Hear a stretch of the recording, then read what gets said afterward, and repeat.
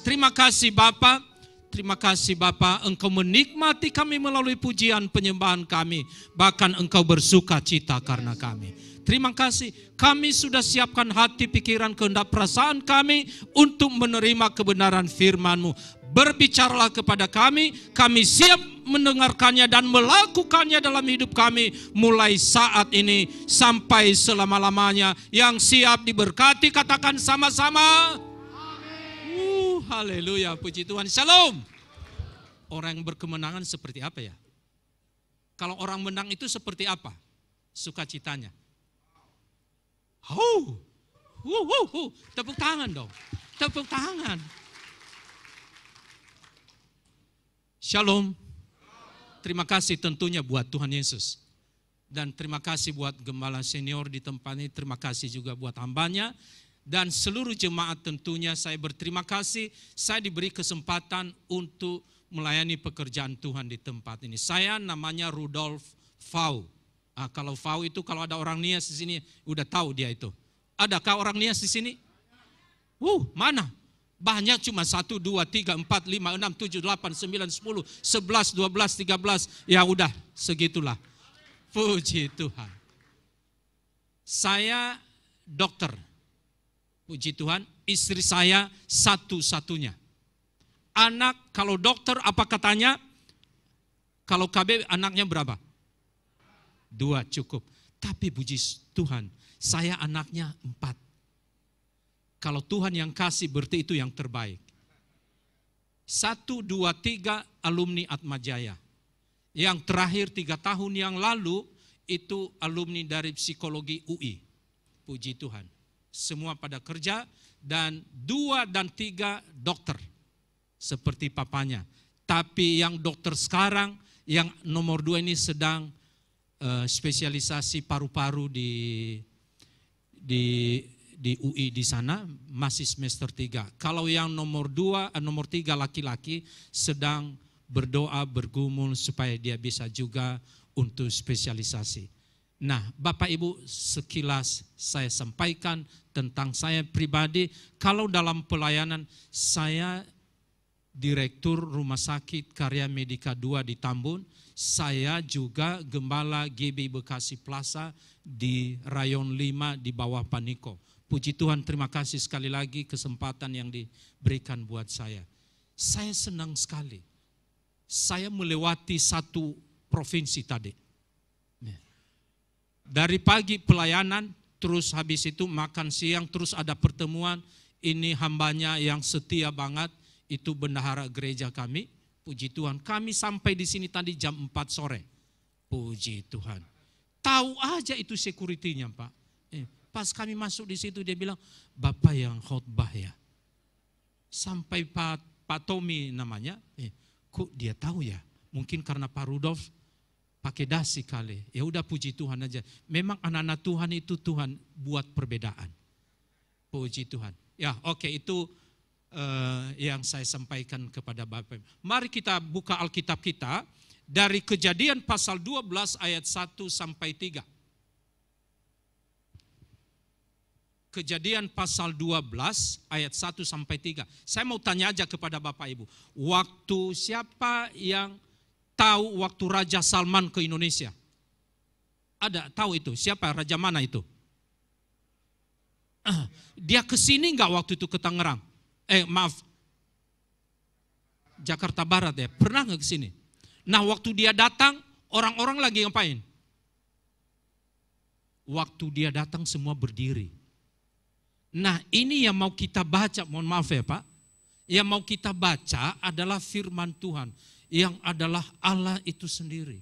Nah kalau Allah itu sendiri, kira-kira waktu kita baca pertama-tama sikap kita bagaimana? Boleh saya minta izin? Boleh? Boleh ya? Karena yang mau kita baca, raja di atas segala raja. Kalau Raja Salman, raja di Arab Saudi doang. Mari kita baca ya. Kejadian pasal 12 ayat 1, ini. Ayat 1 sampai 3. Boleh kita baca sama-sama. 3, 2, 1. Berfirmanlah Tuhan kepada Abram, pergilah dari negerimu dan dari sanak saudaramu dan dari rumah bapamu ini ke negeri yang akan kutunjukkan kepadamu. 2. Aku akan membuat engkau menjadi bangsa yang besar dan memberkati engkau serta membuat namamu masyhur dan engkau akan menjadi berkat. 3. Aku akan memberkati orang-orang yang memberkati engkau dan mengutuk orang-orang yang mengutuk engkau. Dan olehmu semua kaum di muka bumi akan mendapat berkat. Yang percaya katakan amin. Yang percaya katakan amin. Silakan duduk Bapak Ibu. Bapak Ibu yang kasih dalam Kristus Yesus, firman Tuhan ini adalah panggilan Allah kepada Abram. Waktu Tuhan panggil Abram, apa respon Abram?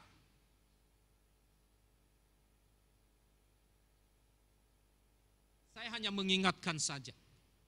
Waktu Tuhan menciptakan manusia pada mulanya adalah untuk kekekalan. Tuhan berjanji dengan Adam. Sehingga disebut Adamic Covenant, perjanjian dengan Adam. Tapi manusia jatuh dalam dosa, lalu manusia habis di muka bumi ini. Pada zaman Nuh.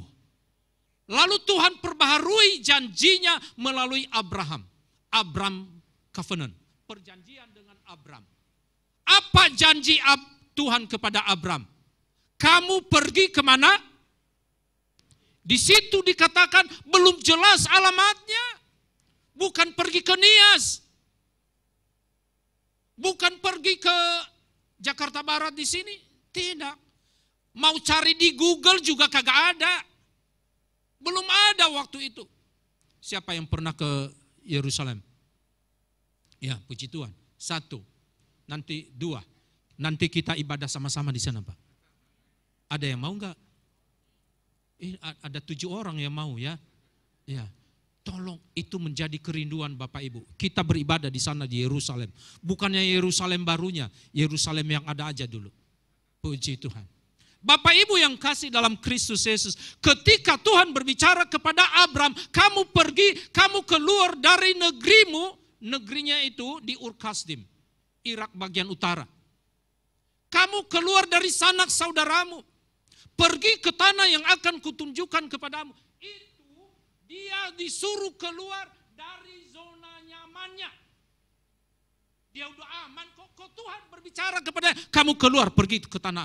Karena apa? Ada janji Tuhan yang mau digenapi melalui kehidupan Abram. Apa janji Tuhan kepadanya? Ada 4 poin itu tadi. Coba dulu poinnya. Akan menjadikan bangsa yang besar. Akan diberkati, akan masyhur, akan menjadi berkat. Saya mau ingatkan Bapak Ibu. Menjadi bangsa yang besar sementara Abram dan istrinya siapa? Tahu Bapak Ibu, waktu Tuhan berbicara ini pertama-tama kepada Abram, usia Abram waktu itu berapa? 75 tahun. Istrinya 65 tahun. Bagaimana mungkin menjadi bangsa yang besar? Istrinya udah 65 tahun, saya dokter. Saya tahu, kalau laki-laki 75 tahun, it's okay. Masih bisa menghasilkan, maksud saya masih bisa punya anak. Tapi kalau wanita mohon maaf ya ibu-ibu di sini, itu kalau udah 55 tahun dan menopause, mati haid. Pun kalau ada 56, 57, 58, 59, 60, mungkin 1 di antara 1 juta. Artinya no hope. Tidak ada lagi harapan untuk punya keturunan. Tapi Tuhan berbicara, aku akan menjadikan engkau menjadi bangsa yang besar. Apakah langsung digenapi itu firman Tuhan? No. Tema firman Tuhan buat saudara dan saya malam hari ini, respon kita menentukan janji Allah digenapi. Mau Bapak Ibu, apa janji Allah mau digenapi dalam hidup saudara? Siapa yang mau untuk itu? Siapa yang mau? Siapa yang mau? Jauh-jauh saya dari Bekasi untuk menyampaikan kebenaran firman Tuhan ini. Kalau ada pergumulan Bapak Ibu, ini saatnya jawaban itu saudara terima. Respon kita menentukan janji Allah digenapi. Nah, apa yang dilakukan responnya Abram? Apakah dia berdebat kepada Allah? Yang benar aja sih Tuhan. Saya udah 75 tahun. Istri saya udah 65 tahun. Bagaimana? Kalau bahasa Nias ya Pak. Kalau Nias Utara itu. Lu hadui da'u balik. Yahoo.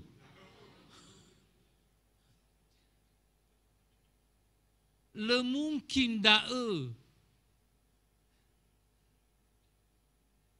Masa 65 tahun? Yang benar aja. Tapi saya mau ingatkan Bapak Ibu. Kalau Tuhan yang berbicara, Tuhan tidak pernah salah bicara. Kalau Tuhan yang berjanji, Tuhan tidak pernah ingkar janji. Pegang itu baik-baik. Apa yang Tuhan janjikan buat saudara dan saya, itu pasti digenapi. Ikutin terus firman Tuhan ini. Jangan ada yang ngantuk. Ya, oke. Soalnya begini Pak, pengalaman aja. Saya udah teriak-teriak di depan, di mimbar. Amin. Itu doanya luar biasa loh Pak. Aminnya ketika udah pada bubar. Puji Tuhan. Bukan di sini, di sana sini ya. Puji Tuhan. Nah, apa yang seterusnya? Tolong next.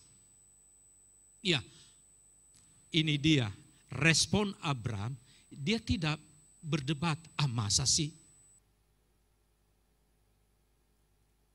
Dia tidak bimbang.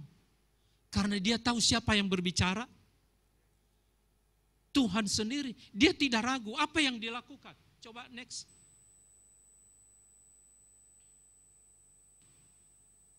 Abraham, firman Tuhan mengatakan dengan iman dan ketaatan Abraham melangkah.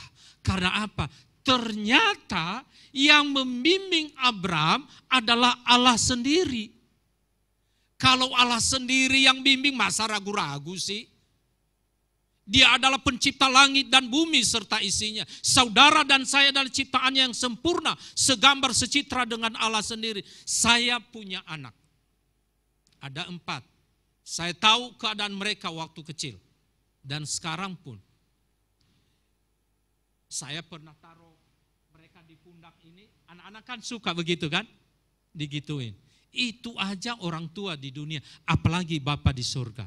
Kalau Tuhan sudah bimbing, dia tidak akan bawa kita ke jalan yang enggak-enggak. Dia pasti bawa kita ke jalan di mana dia tunjuk kepada kita.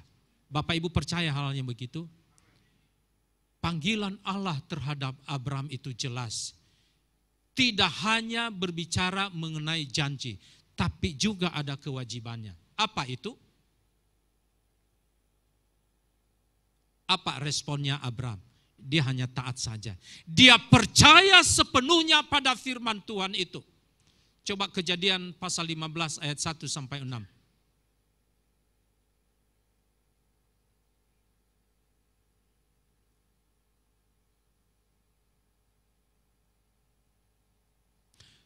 Kemudian datanglah firman Tuhan kepada Abraham dalam suatu penglihatan. Janganlah takut Abraham, akulah perisaimu, upahmu akan sangat besar.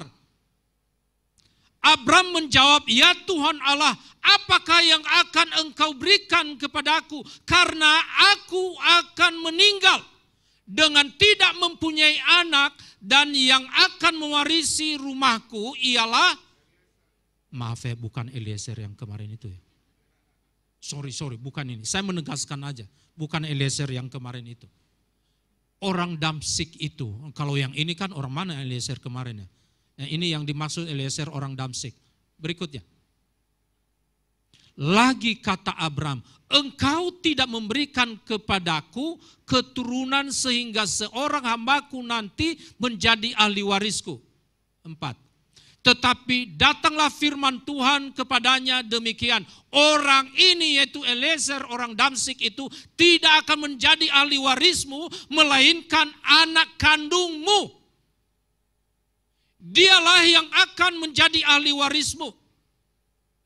Lalu Tuhan membawa Abraham keluar serta berfirman, coba lihat ke langit. Hitunglah bintang-bintang, jika engkau dapat menghitungnya, maka firman-Nya kepadanya demikianlah banyaknya nanti keturunanmu. Ayat 6-nya. Lalu percayalah Abram kepada Tuhan, maka Tuhan memperhitungkan hal itu kepadanya sebagai kebenaran. Bapak Ibu, waktu Tuhan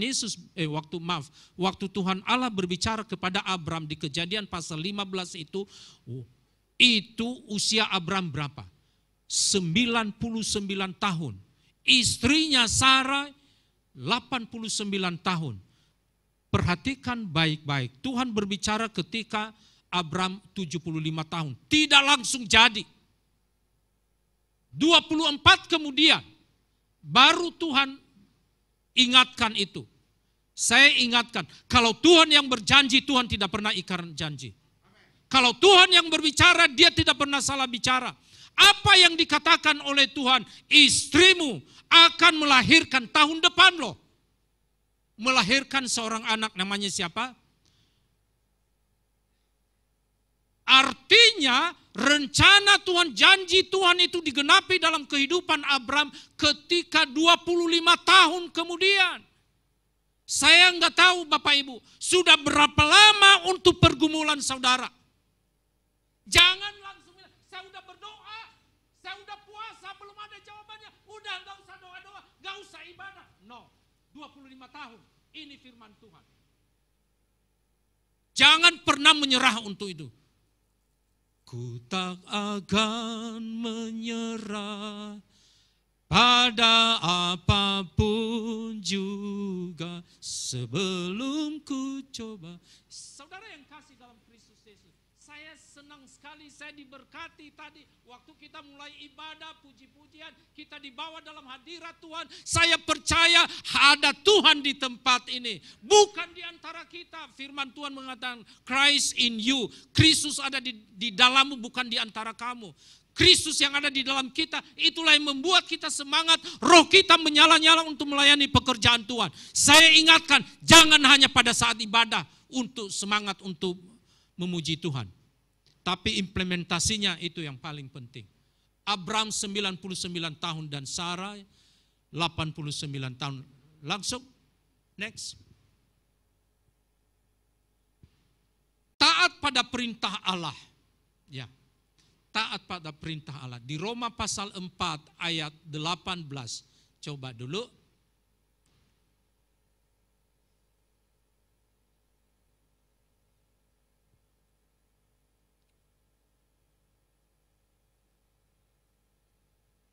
Coba di zoom sedikit lagi. Ayat 18. Ya. Sebab sekalipun tidak ada dasar untuk berharap,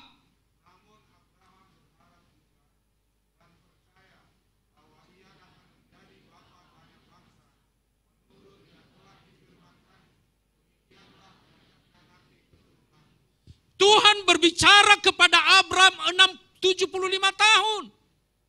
Lalu Tuhan ingatkan lagi ketika 99 tahun. Dasar apa? Sarah 65 tahun. Lalu sudah menjadi 89 tahun. Dasar apa? Ini tidak ada pembuahan kalau tidak ada benih dari wanita maupun benih laki-laki. Tidak akan terjadi. Tapi itulah Tuhan kita itu. Allah kita Allah yang hebat.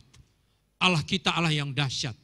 Jangan ragu untuk itu. Buktinya tanggal 7 April kemarin kita udah beribadah. Dia mati buat semua orang. Dan dia hidup buat semua orang. Kubur kosong membuktikan bahwa Yesus itu hidup.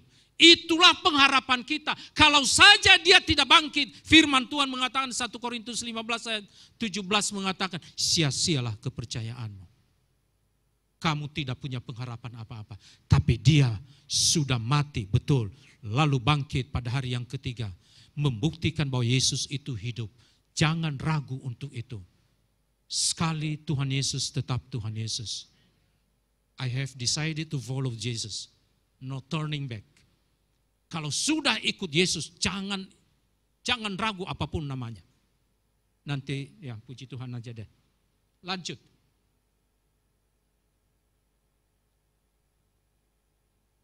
Ya. Abram sungguh-sungguh untuk menjalankan kehidupan yang benar. Abram hidup tanpa celah di hadapan Tuhan. Ya, di sebelumnya di slide sebelumnya di Roma pasal 4 ayat 18 itu tidak ada dasar untuk berharap, dan itulah julukan daripada Abraham itu bapa orang beriman. Karena enggak ada harapan. Tapi oleh iman. Iman adalah dasar dari segala apa yang kita harapkan, bukti dari segala sesuatu apa yang tidak kita lihat. Ibrani 11 ayat 1 mengatakan itu. Terakhir, saya tahu sudah tidak ada. Ya. Saya hanya tutup saja. Itu. Seperti Abraham ini. Apa yang dilakukan oleh Abraham, dia taat pada firman Tuhan. Panggilan apa?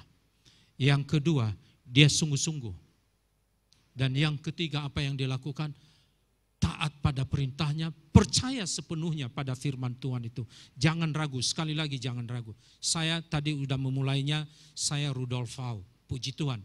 Saya betul, secara daging, saya lahir dari rahim ibu saya di Bawah Mataluo di sana. Desa Bawah Mataluo yang ada lompat batu itu loh. Siapa yang simpan uang Rp1.000? Itu kampung saya itu. Ya. Ada marga Sihura di sini atau marga Fau? Siapa marga Fau? Fau. Oh, ya udah. Ya udah nanti habis ini ya. Puji Tuhan. Tapi sesungguhnya kita lahir dari hati Bapa. Bapak Ibu percaya itu ada dasar firman Tuhan. Kita lahir dari hati Bapa. Saudara yang kasih dalam Kristus Yesus, boleh tambah berapa jam lagi, Pak? Puji Tuhan. Saya kerjanya dulu di Siloam Kebun Jeruk di situ sebagai dokter umum. Terakhir saya 19 tahun 8 bulan kerja di situ. Terakhir saya sebagai koordinator dokter umum. Tapi puji Tuhan, saya taat aja untuk melayani di gereja saya. Saya kalau di Siloam itu kalau jaga dari jam 5 pagi dari rumah, kalau saya jaga malam pada hari itu, saya baru pulang besoknya jam 10 pagi. Kalau itu pulangnya hari Rabu atau hari Sabtu, saya itu langsung ke gereja karena ada doa di sana. Saya lakukan ini, hambanya Pak Tommy Raharjo. Saya lakukan itu. Dan saya melakukannya tidak ada motivasi, oh nanti saya jadi gembala, no. Saya lakukan dengan tulus aja. Sampai gembala kami waktu itu, Rudolf, siap-siap jadi diaken. Udah jangan jawab, saya mau jawab, jangan jawab. Bawa aja dalam doa.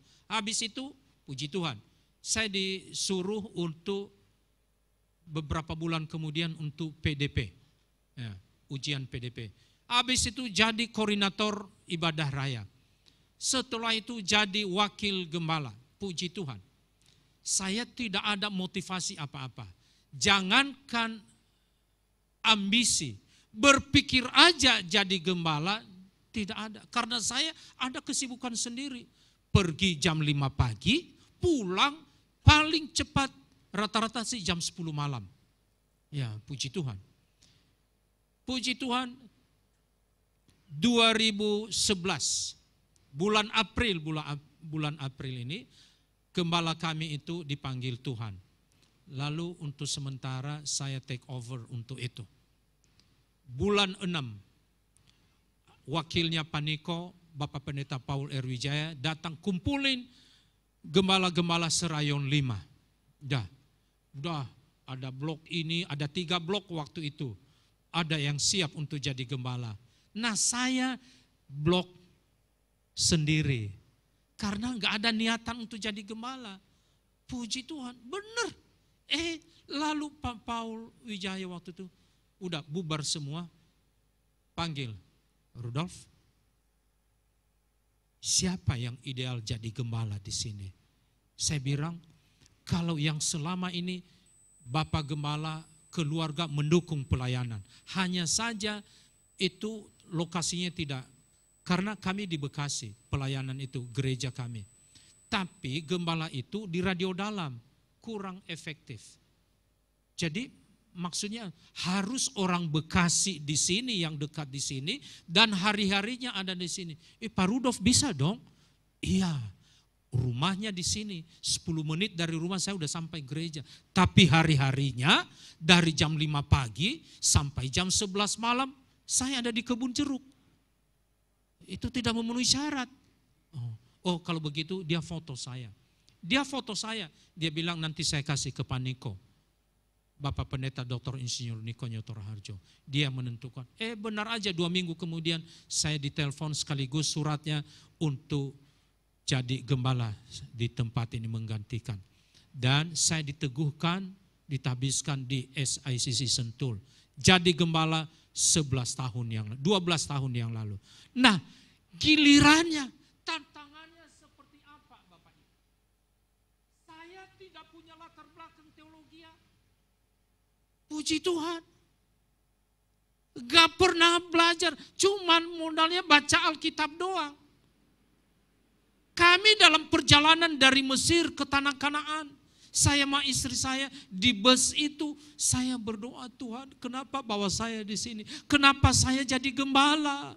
Dasarnya apa? Bagaimana cara menggembalakan jiwa? Waktu itu jiwa-jiwanya baru 308 orang. Kulnya persekutuan Komsel ya. Itu ada 6 waktu itu. Bagaimana cara menggembalakannya? Udah berdoa di situ sampai keluar air mata juga. Benar-benar saya ingat itu. Dalam doa itu Tuhan katakan muridkan. Udah pas itu muridkan. Masa ngajar di depan nanti? Udah kami sampai di tembok ratapan. Saya doa lagi di situ. Benar-benar terkonfirmasi, muridkan. Saya kembali, saya ingat minggu ketiga bulan September 2011, saya kumpulin semua para pengerja. Ini metode pelayanan di tempat ini, metode penggembalaannya adalah metode pemuritan. Visinya adalah untuk mempersiapkan umat yang layak. Itu satu.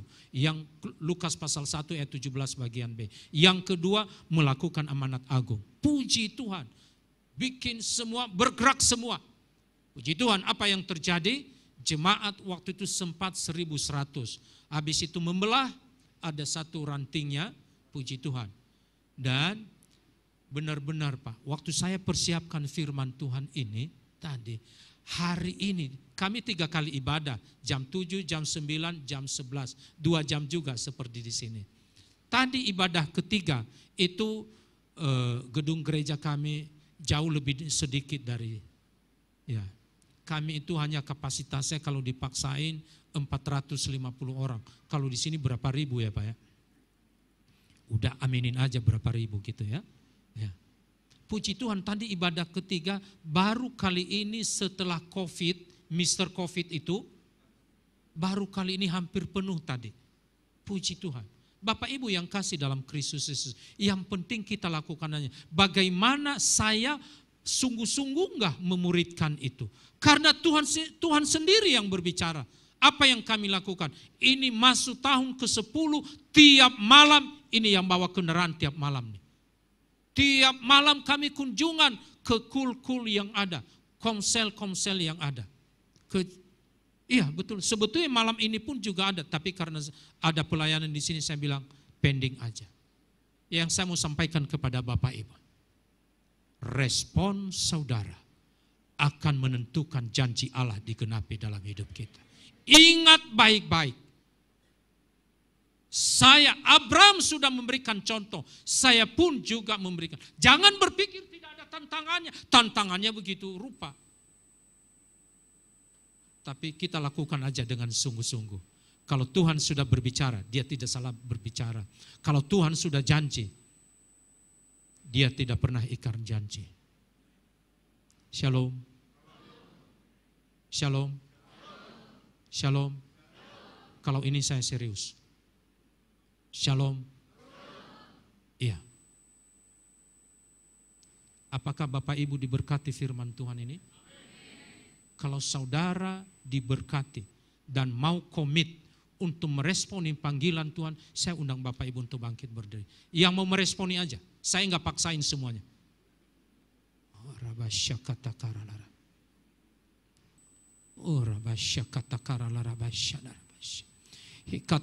Tutup mata saudara. Oh Bapa, Engkau ada di tempat ini. Aku percaya Engkau ada di tempat ini. Engkau sendiri yang menyuruh hamba-Mu datang di tempat ini menyampaikan kebenaran firman-Mu, supaya rencana Tuhan tergenapi dalam kehidupan kami, dalam kehidupan umat-Mu di tempat ini. Apapun yang menjadi pergumulan mereka, aku tahu Engkaulah jawaban itu. Di dalam nama Tuhan Yesus, pakai mereka semua, genapi rencana Tuhan dalam hidup mereka, di dalam nama Tuhan Yesus. Terima kasih. Kalau ada di antara mereka yang sakit, ini saat ini kesembuhan ilahi itu terjadi di dalam nama Tuhan Yesus. Yang membutuhkan pekerjaan, ini saatnya Engkau bukakan jalan itu bagi mereka.